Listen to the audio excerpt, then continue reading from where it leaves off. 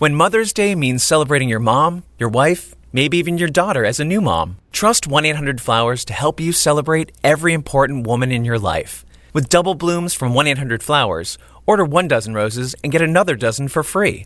It's a simple way to give beautifully, with colorful blooms that make Mother's Day feel meaningful. For every mom you're celebrating, order with confidence and get double blooms at 1-800-Flowers.com/podcast. That's 1-800-Flowers.com/podcast.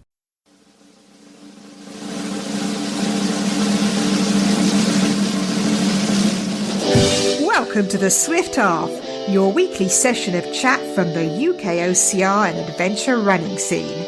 Each week, pub landlord Alan and our favourite regular Ian discuss races, runners and anything else that comes to mind. So pull up a pew, pour yourself a drink and join us for the Swift Half. Ian, my friend, welcome to the Swift Half again. How are you? I'm great, Alan. I'm sorry I drank my drink a little bit early, so if you're on YouTube, you saw me wiping my mouth. So let's get straight to it, Alan. What are you drinking? Oh, what am I drinking? Oh, well, there's a story behind what I'm drinking. Yeah, because last weekend it was the first barbecue of the year. So Rob had his barbecue. It was Rob's birthday weekend. He always has a barbecue. First barbecue of the year. I took alcohol-free. Got 2 cases of Bulldog, took them down there, spent the evening, didn't drink them all. Said to Rob, I said, I'll leave these here. He went, no, you won't. They are alcohol-free. You will take them away with you. I don't want nothing that doesn't have alcohol in my house. So, yeah, I'm on Brewdog, Hazy Jane, alcohol-free. Yeah, so that's what I'm on. So, yeah, thanks to Rob for letting me bring the beers home. Yeah, that's always a interesting moral dilemma, isn't it? When you go to someone's house for a barbecue, you take drinks, and it's almost like, well, it is in the UK. I know we have international listeners as well, but it's almost like a social contract that you always take a little bit too many beers with the expectation that you leave some there. Exactly. That was me. Me and Paula went 2 cases of beer. I also took some, what was it? Notion. I think it was Notion or some other beers as well. So I took 20 cans of alcohol free, and I came back with 10 of them. Because like I say, you take more, just like, you're going to leave them, don't you? It's like, thanks for feeding us. There's a few beers there for you. Yeah, because it feels a bit different going to a barbecue than going to someone for an evening sit-down meal. For an evening sit-down meal, you bring a bottle of wine. It's just what you do. But for a barbecue, I know people drink wine at barbecues and no judging on that, but it just doesn't feel the same, does it? Oh, here you go, a lovely bottle of Shiraz. Oh, thank you, as they grab another Stella out the fridge. Yeah, it's like going to the Stella. Everyone, Stella in one hand, burger in the other. That's exactly what most people are like. So I hope I'm not going to shame Rob here. What was it? Was it a charcoal or was it an outdoor kitchen? It's an outdoor kitchen, very much like mine, Ian. My barbecue is a big gas one. Rob's is the same. However, Rob's does is a little bit different. He has some ceramic barbecue like things he puts on top of the grill, so it all cooks on that, and it doesn't get that grilly covering on them. Like on your burgers and your sausages, you get the grill markings, and don't get none of that because he puts them on these. Like pieces of paper, but they're actually ceramic, and he cooks it all on that. But he's a good barbecue. But it's not just a barbecue because he's also travelled the world. He's lived in Europe, most of his life before he came to the UK. They do a lot of different things. The salads are different. They're very peppery. The salads are peppery, and he does corn on the cobs. And he does some amazing like dips that go with it as well. So it's not just straight up barbecue. It's everything else he does with them. He does do a good barbecue. We've got to take my hats off to him. I just love how naturally, I'm going to pick up on it, listeners, so you don't have to, how naturally you remove the UK from Europe there. It's one of them things that a lot of people from the UK do almost without thinking. And I know you mean nothing from it because to us, when we talk about Europe, we mean mainland Europe. Yes. Whereas, we consider ourselves part of Europe, but someone traveling Europe means, I don't know, they've got the ferry from Dover and then they're going backpacking across the rest of mainland Europe. Whereas to America, if they say they're going to Europe, they quite easily will mean they're going to Dublin or they're going to London and that. It's just kind of weird how the languages evolve like that. But no, Alan isn't one of those. I know we've had an election yesterday. It's just a natural turn of phrase. It certainly is. Yeah, don't mean anything by it. I am a European. I'm on English and I'm a European. But it is. I always think I know we're part of Europe, but I don't think we are because, like I said, we're an island. England, Scotland, Wales, and Northern Ireland and Southern Ireland. Whereas, like, that's not Europe. That's us. And then Oh gosh, now we're upsetting the Irish as well. Anyway, let's move on. let's move on. What are you drinking, Ian? Yeah, What are you yeah. Well, drinking? I'm drinking Rubicon, black cherry, and raspberry. I think I've had it on the show before, but in true Simpson style, look, new bottle, new bottle. Oh, new bottle. If you're seeing this on YouTube, you can see a nice bright new bottle of orange. And we've got a new hat on. I haven't seen this hat before. Oh yeah, this is the Madrid hat. I have a collection of hats that, as you know, when I'm out and about, I'll be wearing a baseball cap. Mainly because it was just something I think I've started doing at like Tough Mudders that after an event I'll put a ball cap on because it was a bright day and often I won't have sunglasses on. So I'd put a baseball cap, or maybe I wouldn't, but I definitely wore them for Hyrox some unknown reason. And yeah, because of that, it's just comforting to have a hat on when you're going to be on YouTube. No, I get that. I get that. I move on and off. I had my hair cut last week, ready for the wedding. So the haircut's all ready for the wedding. You see this week. It's we're only 5 days away. So I've had an haircut, so I'm not wearing a hat at the moment. I don't want my hair to flatten down. I want to be proud of my greys. Grey and proud. That's fair enough. But I was checking the holiday requests. I don't think you put in yet, and I'm fairly sure that the intern has some time away next week. You might have to rearrange. You just cancel my holidays, cancel the wedding. I've got to rearrange because the intern hasn't booked my holidays. Pretty much. Oh well, that's the way it works. Yeah. Oh gosh, we have got lots of topics tonight, Ian. Shall we crack on with a few of them? Where do we want to go first? Let's go with Parkrun first because Parkrun's been in the news not once but twice. We had an opinion piece and we had someone causing issue where I don't think there should be issue. So, which part do you want to do first? Right.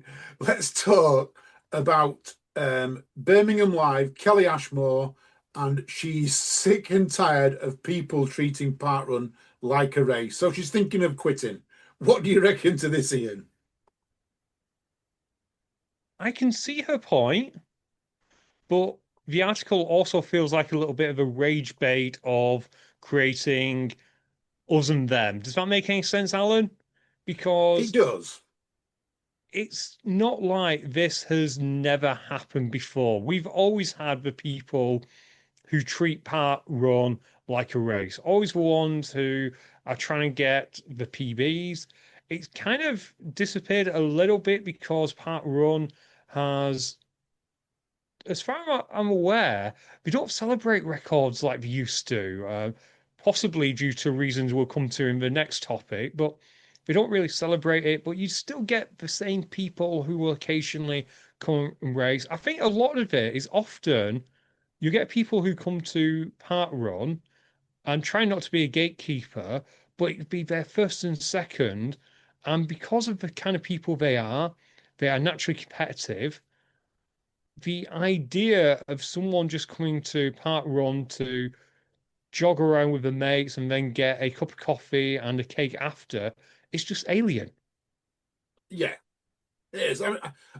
When I got into parkrun, we used to run from the back, and there are competitive people. The other thing that gets me about parkrun is they say it's not a race, but it is a race because everyone's trying to better the time. So everyone is out there and they're trying to get their time better. So you go out there, you might run a 20-minute 5K if you're good, and then next week you want to run a sub 20 minutes or a sub 19 or sub 18 or whatever you're aiming for. And I think what lets parkrun down is that you'll get people on that front right up the front that think they're fast. They think because they can run a sub 20-minute 5K that they are fast and they're going to go and win. What they don't realise is people rocks up to parkrun that we know that runs 15 minutes, 16 minutes, 17 minutes. They're the fast ones who should be on the front. So what happens is that you get all these people at the front, yeah, who think they're fast, but they're not, and then you get the fast ones trying to overtake them. So there's a lot of pushing and pushing. And I'm not turning around and saying that this particular lady in question got to the front when she shouldn't have been. But if there's people running faster than you, it tells you that you are too far ahead. Parkrun actually needs segregations. I would love to see it at a parkrun start where they do it on the floor with the old, the referee paint that they use now on football. They put it in and they go 16 minutes, 15 minutes, 17 minutes, 18 minutes, and you go and stand in boxes going back depending on how fast you run. That's what they need at parkrun. Well, I reckon I could definitely get behind that, if I'm honest, Alan. It's a really difficult one because if you read any guide about how to get a better parkrun time, they'll always say, "Oh, go to the front because parkrun is gun time, not chip time. So make sure you're at the front," which is great until you are trying to, like myself, get a 30-minute parkrun. It's almost like, in a way, parkrun should be you self-time. You time it yourself and you can write into them and tell them what your time is. It's a really tricky situation they're in. Although you saying about the segregations of times, like you find out a marathon, like you find out a half marathon, reminds me of this. Well, I don't know if it was a joke or not, but an anecdote from a gentleman I used to work with, and without being horrible, he was twice my size, actually twice my size at my largest, but he challenged himself to run a half marathon. Good for him. Amazing. He was in his 60s, I believe, and he'd never done half marathon before. So he saw a sign saying 70 plus, line up here. And you can see where this is going. Yeah. And he was like, "Oh no, I'm not 70 plus. I'm not that old." So he stepped in front of the 70 plus sign and was promptly overtaken by about, I don't know, 5,000 people. But that I get that. I absolutely get that 100%. But that's someone who doesn't run on a regular basis, isn't it? You know what I mean? This is somebody who doesn't run on a regular basis where that's come from. But yeah, I completely honestly get that. But that's a classic mistake. I would do that. That would be me. That'd be me at my first race. I can imagine it.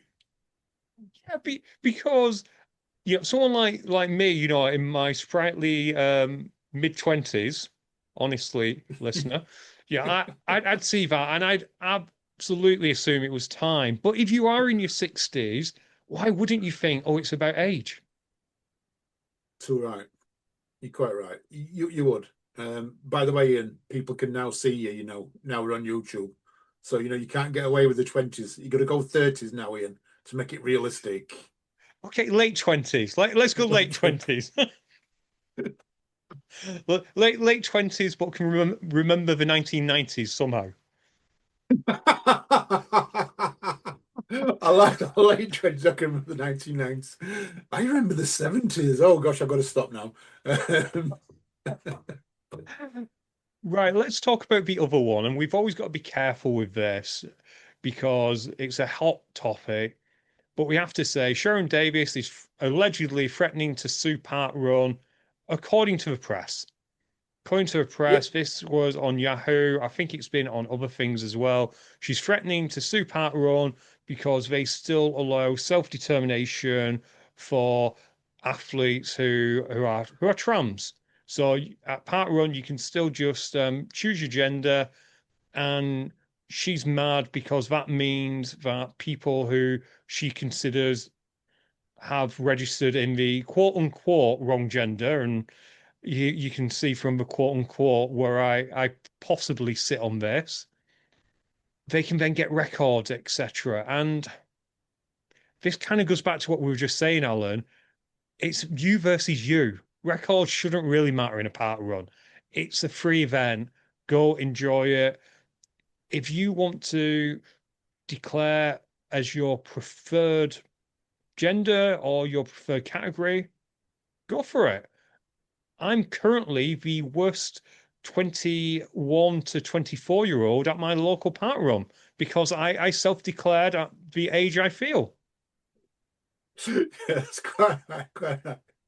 Um, it is quite serious this though, Ian, because Parkrun's massive, and as you mentioned, you self-declare. So when you sign up for Parkrun, you put down what gender you are. And I mean, I've been a member of Parkrun for many, many years, but I think there was just male and female. I don't think there was any other tick box or anything like that when I first started. I'm not sure if there is now. But this is absolutely massive. I mean, she's threatening legal action or the refusal to ban born male from their female categories. She goes on to say the Football Association of Wales, Irish Football Association, Swim England, British Gymnastics, and Royal Yachting Association have also been targeted a year after the Supreme Court ruling. So this is not just she's not just targeting Parkrun. She's doing it for quite a few people. And it is Sharon Davis and Tracy Evans and B have co-signed letters from the Women's Sports Union. It is a, Yeah. I don't know what to make of it, and I've got to turn around and say I get where they're coming from, but Parkrun is not governed by UK athletics, and if it's not governed by anyone, I don't know what they can do because it's not governed. No, it's the same as trying to judge someone. It's probably not the same. It's a poor analogy, but trying to judge, I don't know, someone who goes on a hen or stag do who, in your eyes, is not the correct gender to be on in that party. It's the same kind of, loose regulation. Park run, it's just a bunch of people meeting up, having a run, doing a trial, trying to be as good as they can. And Alan, I suspect that the people who are good enough to get these records couldn't give a monkeys about these records because they probably also hold massive records in, and not to downplay Parkrun, but in quote unquote real races like 400 Mm. meters and what 1.6 or a mile race, 1500 meters and that. It just seems like they've targeted Parkrun because they know it will get the headlines because Parkrun's popular, but it's not really a sport. And it No, is in terms of you're enjoying it, but it's a recreational activity that happens to involve movement. And I'm sorry if that upsets anyone. yeah, yeah. Um, Go on Yahoo Sports, people. Just type in Sharon Davis threatens Parkrun. You'll get the advertisement. We did show a little bit of it there on our YouTube. Um, it's all about the Equality Act, and like you say, and I think you're absolutely quite right because you know Football Association of Wales, Irish Football, Swim England, British Gymnastics, and Royal Yachting. It doesn't set the headlines are not the same, is it? As Parkrun gets sued because it's Parkrun. It's millions of people. It is, and unfortunately, it is just a bit of rage baiting as well. It is just trying to, again, as we mentioned in that first story, turn some people against other people. I don't like that. Just just go and enjoy your run in the park. I said run. Go and enjoy a walk in the park in no Nike. Yeah. Talking and running, let's share some further controversy, but for a different reason, Ian. So we're talking about an 11-year-old runner in Indianapolis has written his name into record books with a performance that turned heads. Ben Dick clocked an half marathon in 1 hour, 20 minutes, 14 seconds. Okay. So this is an 11-year-old. I mean, the time in is absolutely amazing. But it's made a few people a little bit unhappy because we've got an 11-year-old running a half marathon, Ian.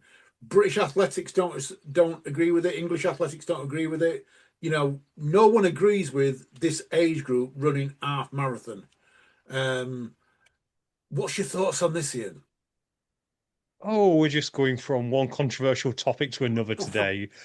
Get ready, That's it. listener. I guess we might be able to get down to zero views at this rate. Honestly, given I'm no longer an 11-year-old child or have an 11-year-old child, my opinion probably doesn't matter. My opinion on this likely doesn't matter. What will matter is the doctor's opinions. So if the doctors say it's a bad idea, it's probably a bad idea. If that 11-year-old has seen a doctor or whatever they call it in America, physician in America, is it? Physician, yeah. If he has seen one of them and they have declared he is fit and healthy to do it, fine. That's great. And I wish him well. I really hope it's not a case of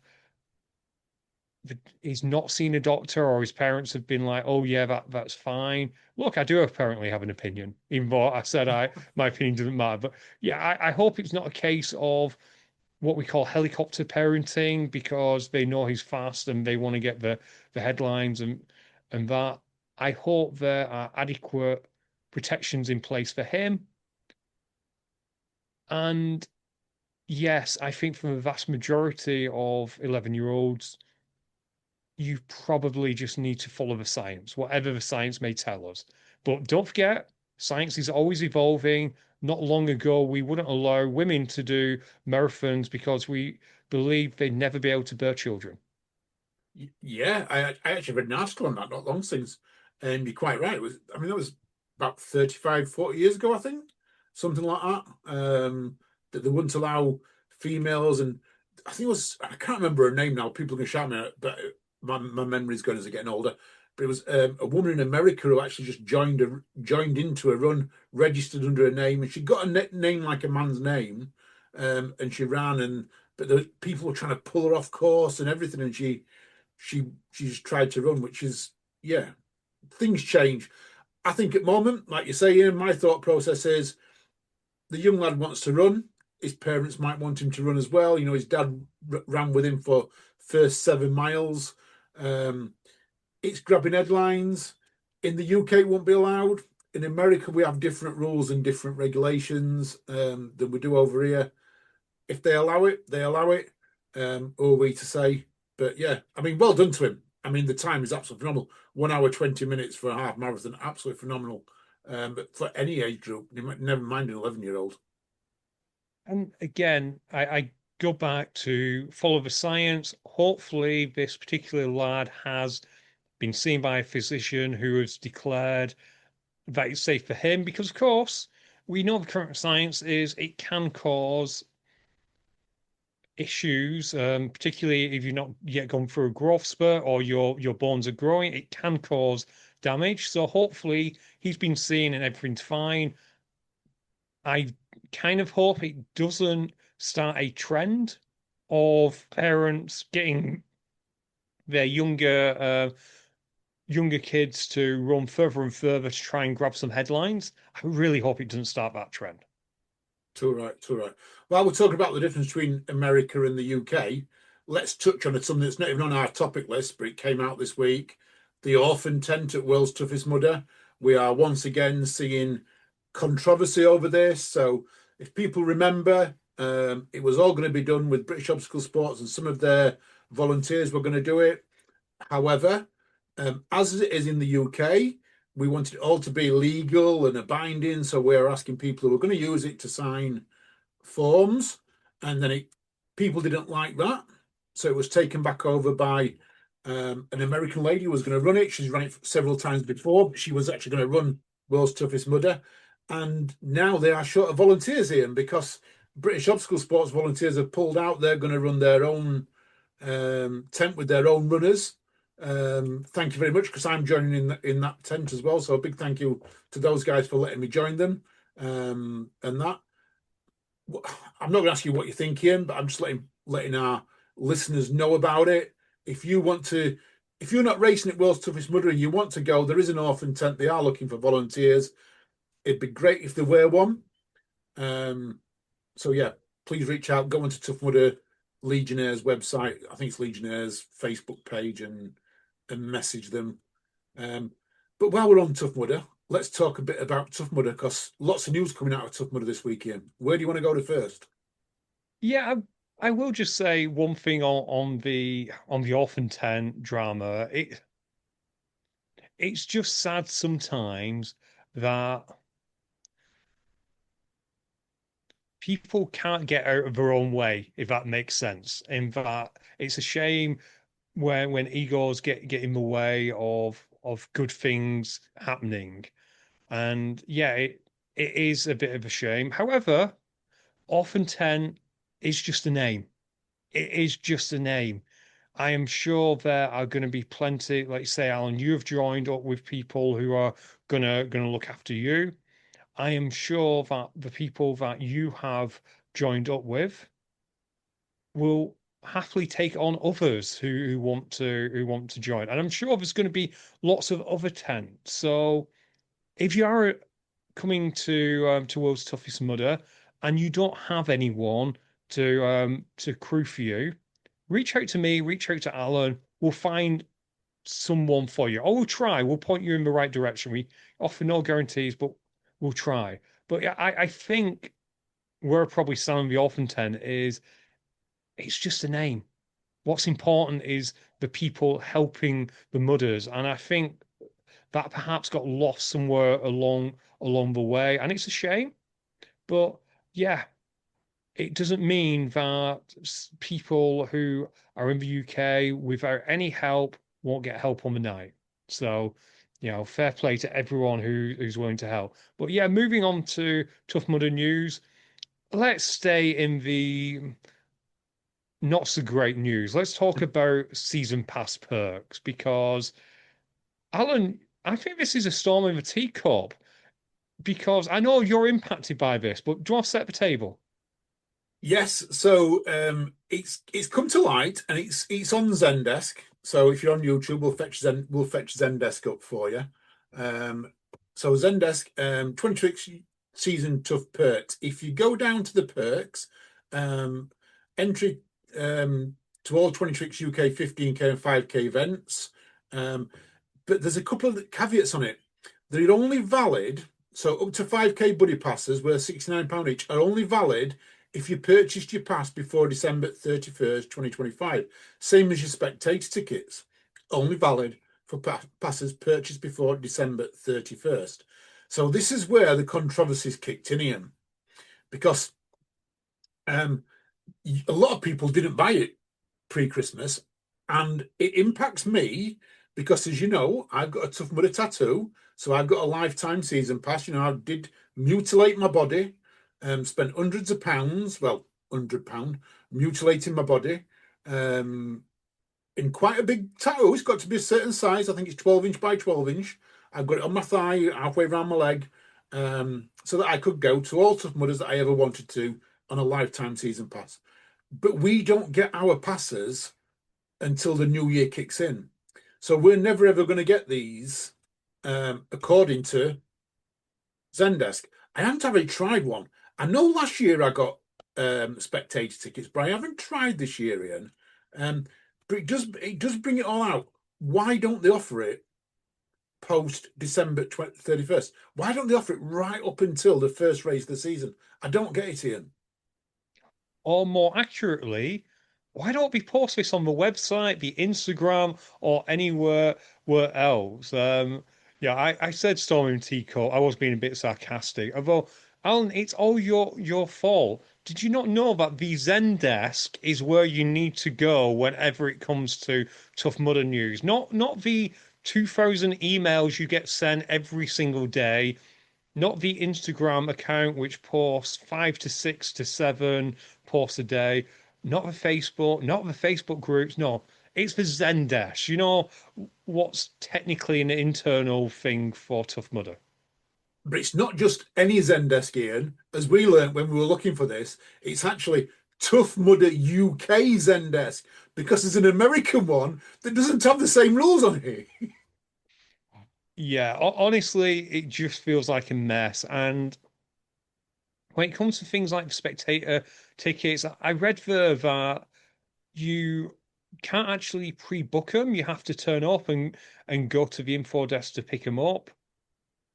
And Yeah, it I just do know that. Yeah, feels you a do have to do. mess. Yeah, you do have to go to Spectator Pass. I mean, I've got to tell you, I am slating a little bit, but I'm going to say they've been absolutely brilliant with our lifetime passes. So, as you know, Ian, I wasn't going to do a WTM unless my lifetime pass, because I was like a little bit annoyed. They've been really, really good. They've given all the lifetime passes. They've given us the world's toughest mudder, and they've given us an infinity ticket. So I'm going to turn around and say I'm not going to take it away from them. Tough Mudder, you've been absolutely brilliant to me. Just they're just not all. It's not all singing, all dancing, and you'd expect from a company that's as well known as Tough Mudder, and possibly the best known OCR brand out there, because as you know, when you say to someone, I do OCR, what's OCR or what's obstacle course racing? You go, it's like a Tough Mudder. Oh, I know what it is now. You can't say it's like nuclear races unless you're down in Essex and people get nuclear races, or it's like Born Survivor, which is over in Lancashire and stuff like that. You can't say that. You've got to say it's like a Tough Mudder, and everyone then gets you, because it is like that branding. So Tough Mudder, please just get it right for us. Just cover all your bases, let everyone know, and then you're not going to get people. Oh, and by the way, Tough Mudder, answer your customer service messages, because I mean a lot of people messaging me saying Tough Mudder don't answer their customer services. I can't help people, Tough Mudder. You've got to answer them, not me. Again, just go to Zendesk and figure it out yourselves. Yeah, how dare you you give them your money and want them to answer customer service queries? Just figure it out. You know, why again being sarcastic. And I'll pick it up just in case anyone gets offended. Alan does know that Born Survivor is in Cheshire, not in Lancashire. But to him from Yorkshire, it's all Lancashire. Anything that's not Yorkshire is Lancashire. It's the old War of the Roses coming out in him. Everything to the left of the Pennines is Lancashire. Everything to the left. Even Lake District is Lancashire. It goes right from Wales all the way up, right to the top. That's Lancashire, as far as I'm concerned, Ian. Yeah, makes perfect sense. In fact, there's people in Barrow who would agree with you, but there's people who set the boundaries who don't. But what's it matter? Let's have a look. What else we got for Tough Tough Mudder Mudder? Well, map. obviously, Alan, it is Tough Mudder weekend. It's Tough Mudder London West. It is the hilly one. I can't actually believe the Tough Mudder season is so close.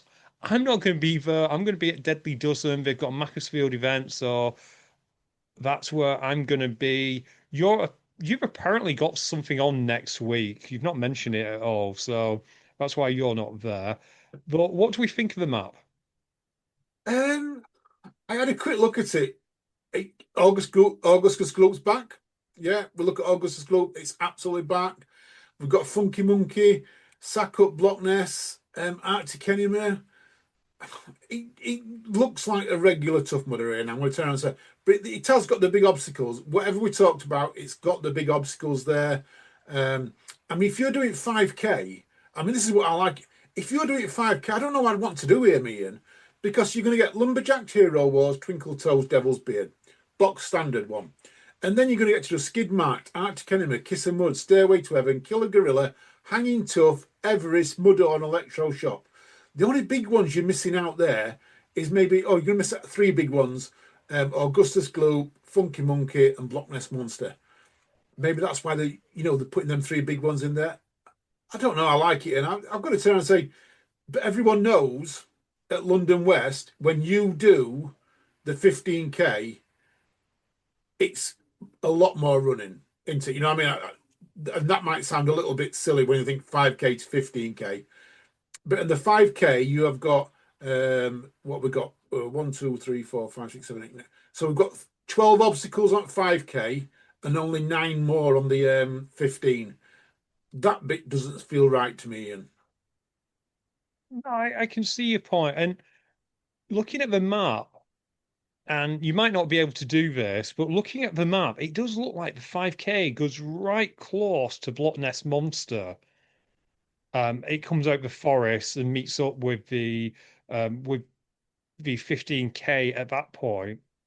It wouldn't surprise me if some 5K runners sneakily went and did that. You're quite right. It's right next to it, you know. And to anyone who's down here looking at number 12, which is in the middle of your screen, if you watch on YouTube, the green line as you're coming around is the 5K, and it comes up and it goes right next to it. You go because you're coming in at 13, which is Skidmark, which is just after Loch Ness. So, yeah, I think I don't know. I think they're putting too many obstacles on the 5K. And not enough on the 50. I think they've got to split it out a little bit more. If you've got 21 obstacles, I would like to see 10 on the 15K. Sorry, all 21 on the 15K, but I would only like to see 10 or maybe 11 on the 5K instead of the 12 or 13 they've got. I know it's only 1 or 2, but it just feels like you're not getting enough obstacles to go into 5K. I wouldn't want to do it. I wouldn't want to do it in. No, and the other potential is 21 obstacles, and this is probably your actual point. 21 obstacles on a 15K course just doesn't feel right. Tough Mudder always used to be 25. It just always felt like 25 was the general number. And there's lots of perhaps free ones that they're just kind of missing out. Unless I've missed it. Is Hero? I don't think Hero carries on there. That's a really easy one just to throw on there. You know, where you're carrying your buddy.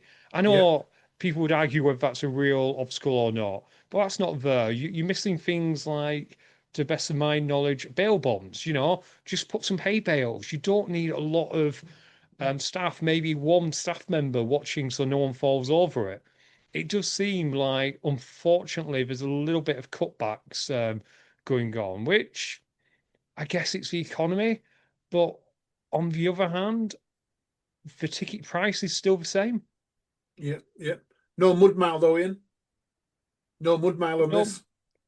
no, I want to say you rarely get mud mile at London West. Someone's going to correct me. You know what? I can't even remember if I've ever done London West. I know I've been there because I was there when Augustus Gloop got its debut. So I've been there. I think I was volunteering because the intern was running. It was when the intern got a season pass. So she was doing it all. I want to say it was probably 2017, maybe 2018. Great time to be fair. Love that time period. It felt a different time. You'd all go down, and you miss this, Alan. It's a shame you kind of miss this, where all the solo mudders and all the other various groups would meet down at camping on a Friday night. You know, you'd all take the day off work. You get down there, you camp Friday night. Most of you would then wake up early to do a volunteer shift, or you go and run that day if you had a season pass. Then you'd come back, you'd have a barbecue around the campfire. Then the next day you'd run, and then you'd pack away and you return to your normal life on Monday. I do miss it. You know, I never did it, but I'm with you, Ian. I would have loved to have been in the Tough Mudder fan base back then. I wasn't in the Tough Mudder fan base. I was in on every other fan base apart from Tough Mudder. Loved Tough Mudder. I did a few of them, and I did a few Spartans. But I wanted to support the more independents. So you would see me traveling everywhere to like Mud, Sweat and Beers, Muddy Furlong, Mud Monsters, which is coming up quite soon, nuclear racers, not all of these that were all around, back in pre-COVID. Um, and I camped at a few. I had my white van, I had my big black bus as well. So I did stop at quite a few. I would love to have joined that community at Tough Mudder, but I never knew about it. I never knew about that community. And do I feel like I missed out? Yeah, I do. I feel like I missed out on it. Was a lot of fun, but then again, I think it was also of its age. I reckon post-COVID, whilst Gavs and Evie have done their best to kind of recapture it, I don't think it's quite there. Speaking of that, congrats to Gaz. I understand that he's working as a volunteer manager this year, so cracking job to Gaz. We know how much he loves the space, and we know he can work hard. We've seen him work. So yeah, best of luck to everyone at London West this weekend. And if anyone's there, by all means, please tell us how it's gone. And maybe Alan, maybe we get someone on the show next week who's been at it. We'll see if anyone's free. Subject, of course, to what you're doing. Subject to whatever. I think Tough Mudder need to do. I think they need to move with the times now. And instead of having a campsite, have a wagon circle, because everyone seems to have RVs or tent boxes. So I think they need to go move with the times, get rid of the tents. They could still have the tents, I guess, but have the RVs in a big circle, like an old Western thing where they get them in the circle and all the barbecues in the middle. I think people would love that, Ian. I think they would, and I'm surprised no one's done that. And taking a brief tour dip into fitness racing corner, that's the one aspect of OCR that fitness racing has never really had. Yes, you've kind of got the community that you meet up at events, but this idea of spending time in the evening with strangers, yeah, you occasionally do it, but you don't make lifelong friends in the same way you did in Tough Mudder. You don't have that same. So again, maybe I'm just being nostalgic to something that impacted me, but other people are like, it wasn't that great. But yeah, I miss it. And do I think it will come back? No, but God bless anyone who's trying to make it come back. Yeah, too right, too right. Well, we're stopping on events before we move off, and we're coming to some fitness racing in a second. British champs this weekend. Have you sealed up your winners? Have you put them in an envelope to open up on next week's podcast so you can announce whether you got your top 3 men and top 3 women right? Yeah, they're all ready, all sealed, being guarded by the spare cat that we have. Did I tell you we've got a part-time cat? You did actually, yeah. The intern's been feeding and decide to stay with you. Yeah, every so often it just randomly comes and joins. So yeah, the part-time cat is guarding the envelope. So I can't touch him except for when it goes home. So yeah, next week I'll let everyone know what my predictions were. I like that. I like. You've put on here Hyrox Elite 15, Ian. Hyrox Elite 15 qualification process. We've talked about this, I think, in the past, but now they brought in a website which is available at, I want to say, Alan, is it results dot Nope, or it's is it points? It's points. Yeah, points points.hyrox dot com. .com. Yeah. Yeah, and as you can see, if you're on YouTube, and I'll just discuss it. It's a league table effectively. So all the good athletes who have raced 5 races, you could race under 5. If you remember, Alan, they stole this from us, of course. This whole idea of your best races counting. It's absolutely stolen from UK OCR series, I'm sure, or Without a maybe it's doubt. stolen from all the races we stole it from. Who knows? Anyway. Um, they have a list. They'll show you the best 5 races each individual. You get a certain number of points, depending on where you come in a pro race or in an elite race. And although at this moment in time, it doesn't mean a lot other than bragging rights. When we get to next year, the top 15 in this, Alan, as you're scrolling down, they will be the ones who are invited to the major events and so on and so forth. And it is dynamic in that every day, well, not every day per se, but it's on a 365 rolling point scoring system. So Okay. if someone raced on the 8th of May, or actually the 7th of May, 2025, and it was one of their top scores, it disappears. Wow. So Wow. yeah, So this is it's quite good. it is quite good. But is it designed, Ian, to make people to go to races? Because I've just gone down the men's, then I went down to number 50 on the men's. I didn't see no Hunter McIntyre, but you would expect him to be at, the Worlds or the big races, but he's not on there because he's not done 5 races in the last 12 months. Yeah, and I think the process itself is to encourage the athletes to do more more pro races. In Cardiff this past weekend, we saw quite a lot of the big names. The race was run by Charlie Bottrell, but you also had Jake Dearden there. You had Danny Ray. You had quite a few of the big names who were competing. And I think that's kind of the idea, is to turn it into a little bit of a event within the overall mass participation event to encourage elite racers to race more. So as you rightly say, Hunter will be on the list somewhere, but he'll be all the way down because he's not yet done 5 races in 365 days. Some of the names you see have only done races at the elite level, and they're going to have to go because there's not necessarily 5 elite races within the time period. They'll have to go and compete. So it's interesting. I like it. It's nice and dynamic. There are some bugs in it. You didn't go on the doubles when you were scrolling through, but it's not. Yeah, if me and you were racing, for example, Alan, I know we don't because we don't want to embarrass people. No, This correct. idea, this idea of a svelte 20-something-year-old like me, and I'm not making the joke, listener. You can make it up yourself. Competing against all these could embarrass them. But if we registered as Ian and Alan, and then on our second race registered as Alan and Ian, at the moment, that's counting it as two teams. It's not combining those scores. Oh, okay. And I'm then going to assume if you register with someone else, then that would be a new team, and it's 75 registered with someone else as well. So, yeah, a little bit not right. Yeah.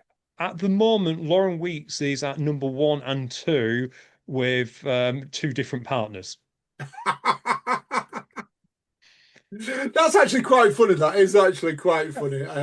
Yeah, and the reaction from one of them partners was to suggest a trios race where Lauren Weeks does the entire race, and the other two just play rock scissors paper before every run to determine who's going to follow her around. I love that. It's like Lauren Weeks is the GOAT at minute, and everyone just wants to run with her in the doubles. Yeah. Yeah, it was basically her original partner, Lauren Griffith, who unfortunately got injured a little bit. She turned around to Lauren and said, "Look, you're obviously a great athlete. Go and race with someone else. To get into the world and have a crack at winning it." And Lauren Weeks, then raced with Vivian Tafuto, who is a fantastic person. They all are, but as a consequence of this 365 scoring, at the moment, Lauren squared times and results are still up there, even though Lauren's now moved on to Vivian. So it's just a quirk in the system that'll sort itself out. Speaking of quirky things, though, we've talked about the Hyrox cruise in the past, and Hyrox have done an interesting twist on discount code. I'm gonna, yeah, I'm gonna guess that the cruise hasn't sold as well as they perhaps expected it to. Reasons, possibly, it's the middle of October. Not a lot of people go for October holidays. Some people may not have liked the destinations, like it's going in the Med, which it's great, but that side of the Med, which is the Spanish side, if I'm there, I kind of want to go to the Canary Isles, if I'm honest. Yeah. Yeah, it's okay, but for whatever reason, it doesn't appear to be selling well. So, like all good companies, they're offering discounts. So at the moment, you can have 29% off. Wait, 29? Well, where do they come up 20 with 29%? What type of discount is that? 25, 30, 35, 40, what, 29? That's just, did someone just pull a random number out of the air, wet the finger and go, oh yeah, 29 miles an hour, the wind's blowing, that's the discount we'll give? Well, there is a method to the madness, as there often is. Next Monday, the discount will be 28%. So they're going, oh, so at some point there was 30%, was there? I'm not sure if it was. I only picked up the story at 29%. So Okay. yeah, the Monday after it'll be 27, 26, so on and so forth. It's an interesting strategy. It's kind of like the strategy you use when it comes to Overlord, which is you will give the best discount to previous racers when you launch the prices. You may eventually give similar discounts to that, but you'll Yeah, never get any cheaper. never. Never. The people sign up first will always get the cheapest price, and we won't even reduce it below that. No one ever gets it to that price anyway. They might get close, they might within £5, but yeah, you're right. Um, I like it, and it is a bit. It's fun. It's fun. 29, 28, 29. Will it make people go? I don't know. I guess people they want people to book now because we're in a fuel strike. We're in a fuel shortage. This boat might not even get out of the harbour. Well, maybe that'll become part of the workouts. You each get an oar, and you just like the old ships that you saw back in the day. And yes, I realize they were not great ships, but yeah, maybe that's the big idea. While we're on about fitness racing, let's talk about pre-race briefings because in Cardiff this past weekend we got into the not the tunnel, but because you in Cardiff, Alan, it's in what I call Millennium Stadium. So the Yeah, start tunnel is actually the player's exit, the player's entrance. yeah, So you yeah, go out there, it's incredible, but you have to walk up steps to get it, like all good football stadiums and rugby stadiums. But you got stopped before it and you got given a pre-race briefing. I know some of our OCR friends and that are probably like, oh, big deal. But in Hyrox world, it is. For so long, they've been a case of, well, if you make a mistake, it's on you. But on this, they told you the laps, they told you not to spit, they told you not to litter, they told you a few of the other rules. And yeah, it was only about 2 to 3 minutes of your day, but I think it made a major difference.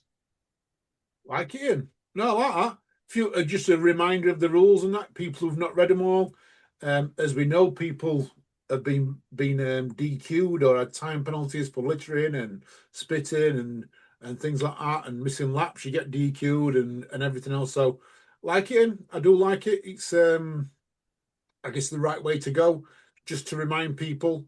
And also, when it comes to littering, it saves people having to pick it up. It does. And here's something else, speaking about penalties. I'm not going to say the person's name, but they got DQ'd at a Hyrox because they started early. I'm not quite sure how they managed to get in because, as you know, they write your number, they check your number. I'm not sure, but they managed to sneak in. They raced their race an hour early and they got DQ'd. Alan, what's your thoughts on people going early and then getting DQ'd? I don't think they should be DQ'd. I'm going to be honest and say that because I think if you run your race, you shouldn't be DQ'd. because you ran it. I'd like to know who the fault lies with, because if it's the athlete's fault, yeah, if the athlete's purposely sneaked into that group, yeah, got an hour early, then penalty. Yeah, you shouldn't do it because health and safety reasons should be done. You're breaking health and safety reasons. There shouldn't be so many people on course. If he's somehow or she's somehow gone to registration, they've written the wrong number down, given the wrong band, then they've gone and run, zero penalty. That's down to Hyrox, their registration system, and everything else. If it's the athlete, then I've got to turn around and say the athlete should get a penalty, but I do think DQ is too harsh. It's actually incredible that for littering, your DQ, straight DQ, for the health and safety risk of people being overcrowded. It's like, yeah, just give him a 30-second penalty. It's fine. What's it matter? I'm starting to figure out which penalties you may have committed in your OCR days and which penalties you absolutely would never commit. So yeah, to confirm, it absolutely was the athlete's fault. They had a train to catch, so they had a wave. They needed to get in an earlier wave rather than go and plead at the help desk. They just snuck in. So it was the athlete's fault. But yeah, I don't know where to stand. It does kind of strike me as the littering thing in that you need to make it harsh enough to deter that kind of behavior. And at the moment, maybe a DQ's that, or maybe, I don't know, Alan, maybe whatever difference in time, you add it up. So he started an hour early, you add an hour to his time. Like it, in. I like that. That is exactly what it should be. That is, you've nailed it. That is the penalty. You went an hour early, you got an hour added onto your time. Yeah, perfect. Quick word on Deadly Dozen. I mentioned it's Macclesfield this weekend. In a few weekends, it is the Birmingham UK Champs. Emails have gone out, roll down emails have gone out. If you are lucky to receive any of them, make sure you accept if you're able to attend. If you have any interest in qualifying for Deadly Dozen Worlds, then your best opportunity, well, your only opportunity is in the next month because effectively at the end of May, with a couple of exceptions for, I want to say France and Italy, because they have events in June which are eligible, but with a couple of other than their exceptions, the leaderboards are going to be frozen at the end of May, and that's going to determine worlds. So if you never want to run a Deadly Dozen and you want to get, well, get a shot at money at Deadly Dozen, now's absolutely your time, Alan, because as we discussed last week, if you are in it, you've got a chance. Maybe not a massive chance, but you've still got a chance.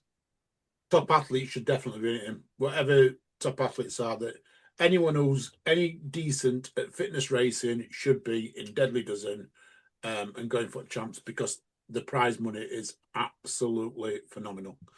We've got some news and we're running out of time. Shall we go through a few things pretty quick?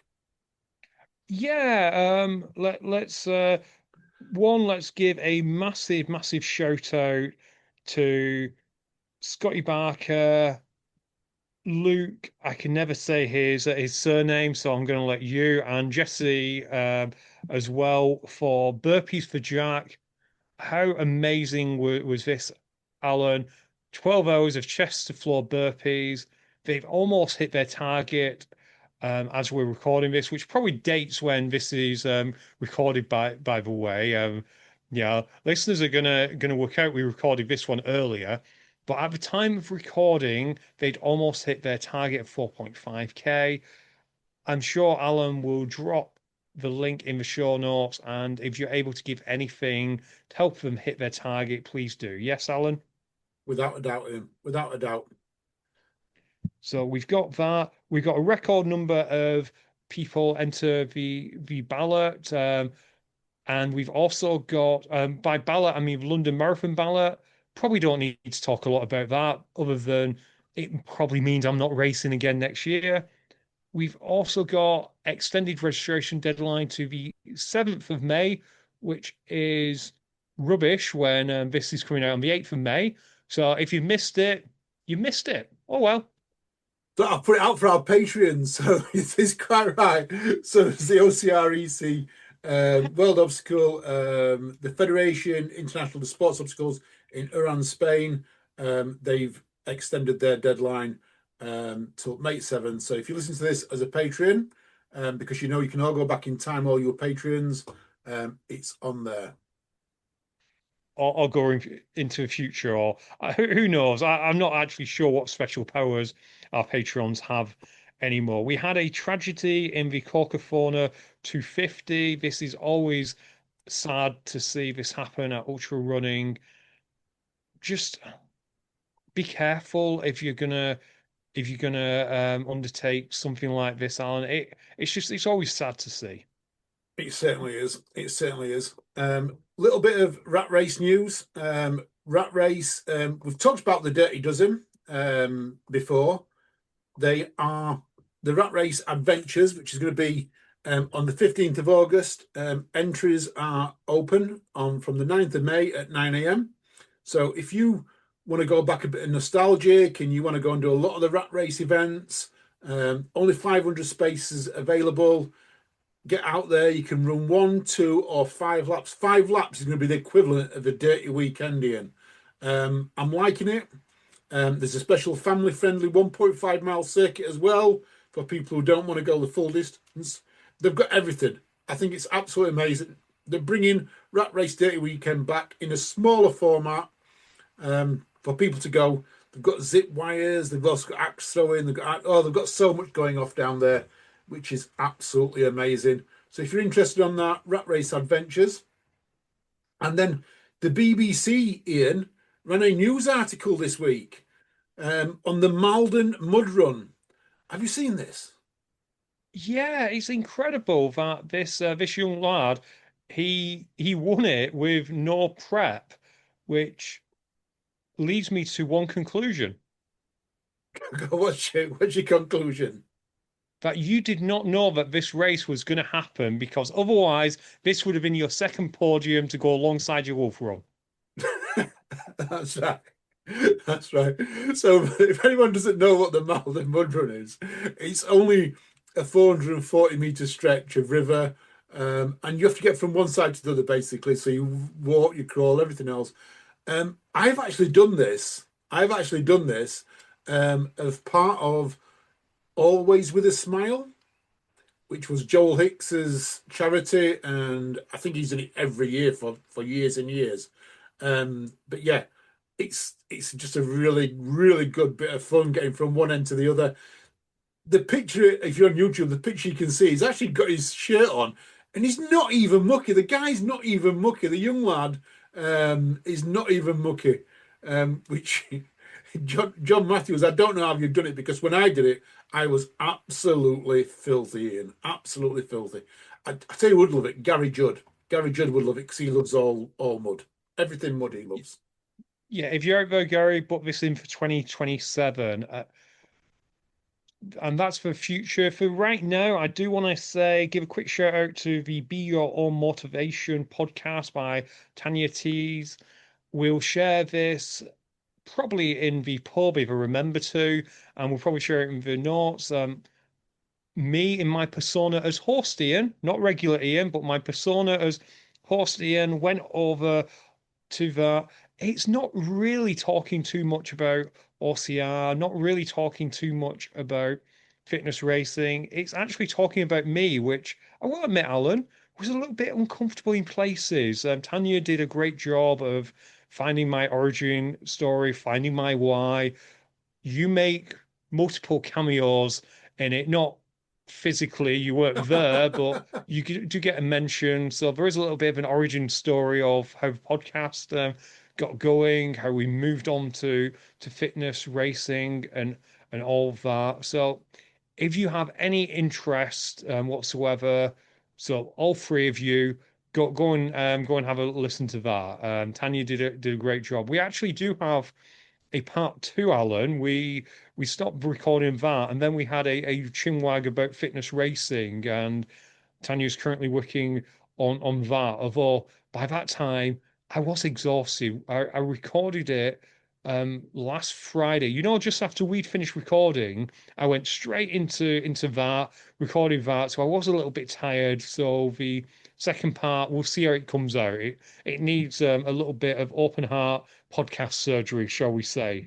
But we'll see about that. But first one, yeah, really, really enjoyed. So go and have a watch. And I think, Alan, let's finish on this story, which isn't really well, it's related to the half marathon story we mentioned in absolutely no way other than it's about a half marathon.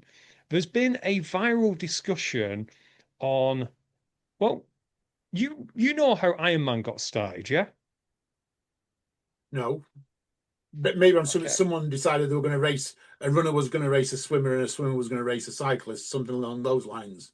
Exactly that. It was a debate on who is the fittest, a a long distance swimmer, a long distance cycler, or a long distance marathon runner. So they combined them, and that's how you ended up with the Ironman. Like it. And those debates still go on today. And the latest one is about darts superstar Luke Littler and Mo Farah.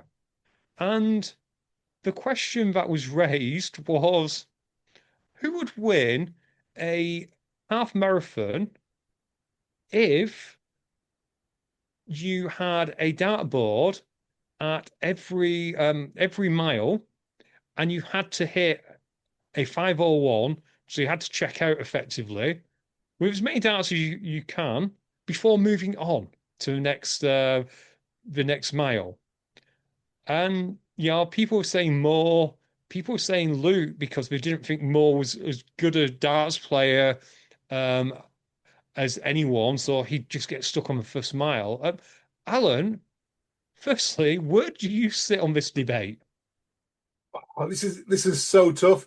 I actually think Luke would do it, and the only reason is I've seen Mo Farah on some other challenges. Some things that he's done and he's not really when he played. I think he played football for the England Germany or England v rest of the world charity match that happens.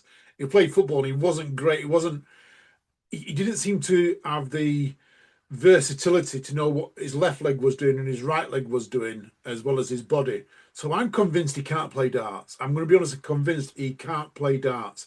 And if he can't play darts, to do a 501 checkout 13 times, that is tough. A 501 checkout, if you don't play darts doing it once, is tough, but I reckon it would take him a full day. Now, Luke, he can walk, he can throw the darts. He's going to hit 501 literally in space of 2 minutes. He'll hit the 501 checkout. Will be on. He can then walk a mile in 15 minutes. It's going to take him about 4 hours to complete the half marathon if he just walks it. But I don't think Mo would complete 1:5:01 in 4 hours. So I'm with Luke. I'm a Luke fan on this. Luke, you've got it. Easy peasy. I'm curious how it will go as to whether, Luke will overtake more at the first checkout. Because if you never played darts, the reason Alan says it's hard is because to check out in a darts game, you have to hit a double. Yeah. And that becomes increasingly more difficult the closer to 500 you get because it has to, you have to hit a specific place. It's not like, oh, you got 20 left, you just hit a 20. No, you've got to hit a double 10. So I do think it will be such a interesting event. And I am curious what other combined events we could cook up because darts and running surely like 10-pin bowling maybe if there's a good 10-pin bowler and a runner or a cyclist. I don't know, Alan. I reckon this is definitely one for the patrons, for the listeners to have a think about. Without a doubt. In doesn't Top Gear when that was on years ago with Clarkson, that they used to do some challenges. I remember one with Killian Jornet, who it wasn't just it was Killian Jornet was running up a hill and then running back down it. But then there was also a car that had to go up the hill and come back down it, and also a paraglider that he had to walk up and then paraglide down it. So the paraglider walked up and he was down within seconds when he came down. But Killian was the fastest. He was up and he was down well before the car got to the top and back down.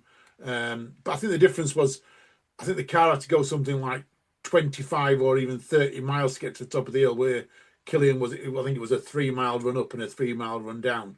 But yeah, I mean, I love challenges like that. Was it Man v Horse that happens in Wales every year? I think, is it Green Mile Events put it on? They do Man v Horse, where you get hundreds of runners, race a couple of horses. And I think there's only been men win it once or twice, and that's usually when the heat is so high that they have to rest the horses every couple of miles because they overeat. So yeah, it's a tough one.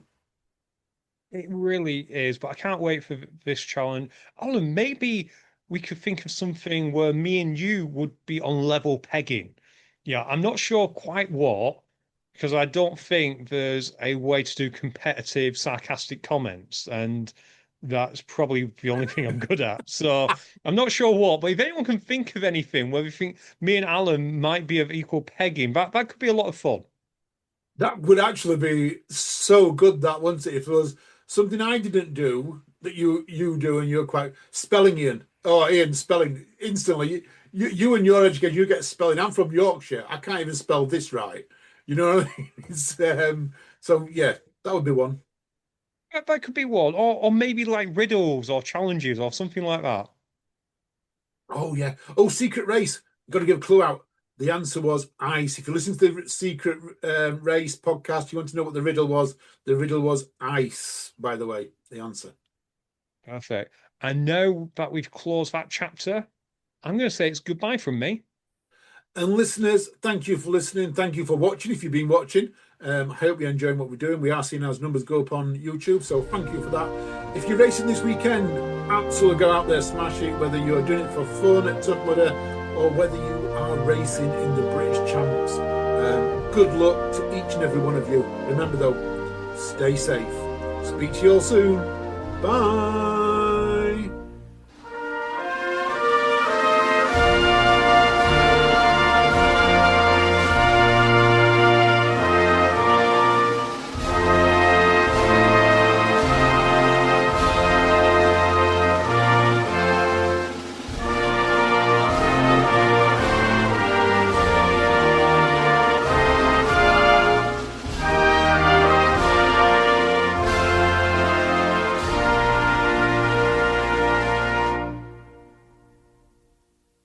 Ryan Reynolds here from Mint Mobile. I don't know if you knew this, but anyone can get the same premium wireless for $15 a month plan that I've been enjoying. It's not just for celebrities. So do like I did and have one of your assistants switch you to Mint Mobile today. I'm told it's super easy to do at mintmobile.com/switch. Upfront payment of $45 for 3-month plan, equivalent to $15 per month required. Intro rate first 3 months only, then full price plan options available. Taxes and fees extra. See full terms at mintmobile.com.